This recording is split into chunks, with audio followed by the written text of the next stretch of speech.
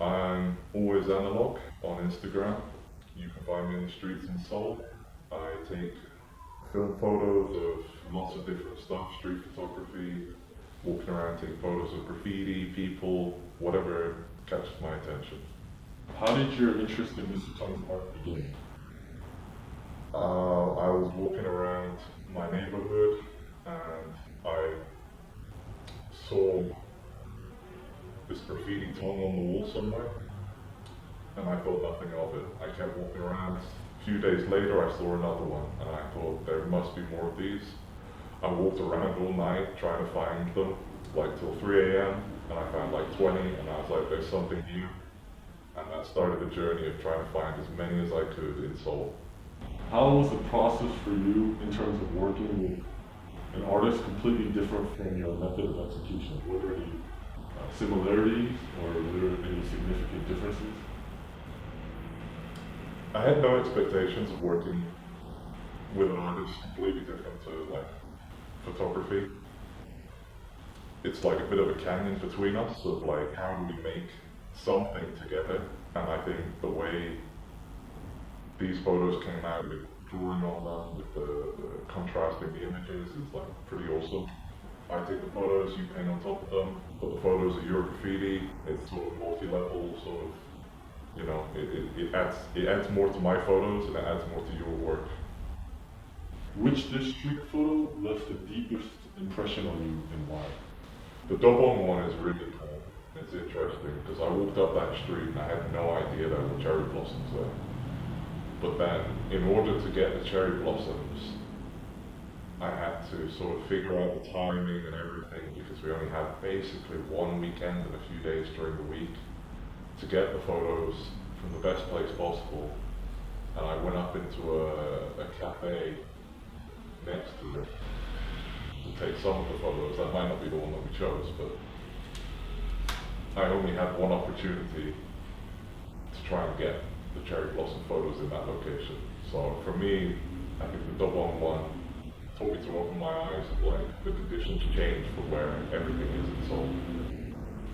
Which district was the most difficult for you? And how much effort did it take? Definitely the Seoul district, Seoul-gu. I spent so many different days cycling up and down the streets, taking buses across.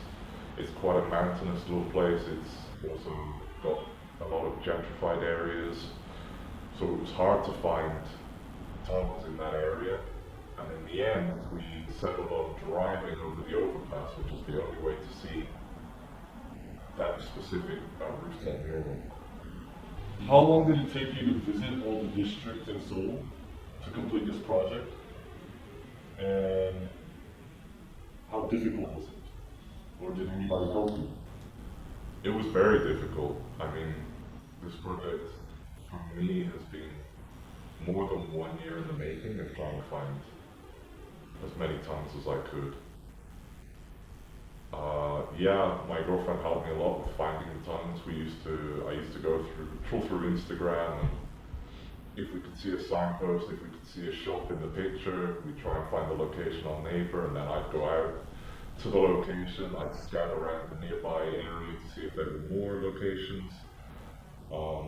But yeah, like I spent many days of many weeks for over a year going out, multiple locations, multiple times, just scouting and then going back, different conditions for the cherry blossoms, for the autumn season, for the rainy pictures, whatever I could get.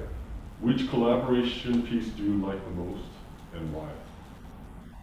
I love the Jongno piece. I think it's an awesome picture with the 3 tongues and the fact that you drew 3 tongues at the bottom. It's a nice angle, the colors are nice. I'm glad we could create the main one. I think that's definitely my favorite collaboration project.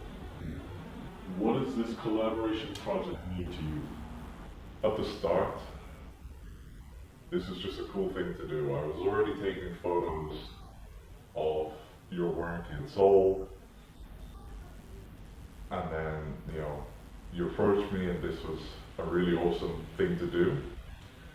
And then in the subsequent months, it was a lot of, you know, I had to dig with it myself to keep going out, keep going on the streets all through the different weather, all through the different temperature.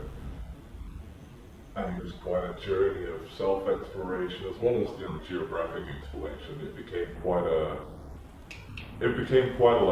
pilgrimage of sorts to find or as many of the tongues that were in and around Seoul as possible, and then to take great photos of them. I had a goal, I had a mission, and so now for me this is like a story of like self-success, of like, we did it. I didn't think we were gonna finish it. We got to the July and the temperature was so hot, it was raining often, there were so many districts that were missing. Gone out and taken, I think I found like over 400 different locations in the end. We chose 25 of the pictures that I took of those locations. I took 160 rolls of film.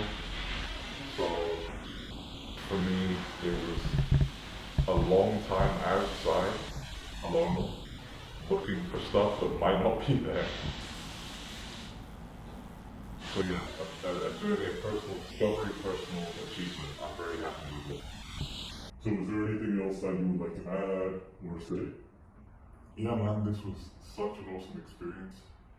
I've been a fan of your work for a while, and it was an awesome opportunity to collaborate with you, to go out and take all these photos, and I hope everybody enjoys them.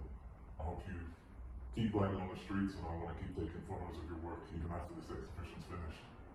Thank you so much for everything you do and all the support you've given me.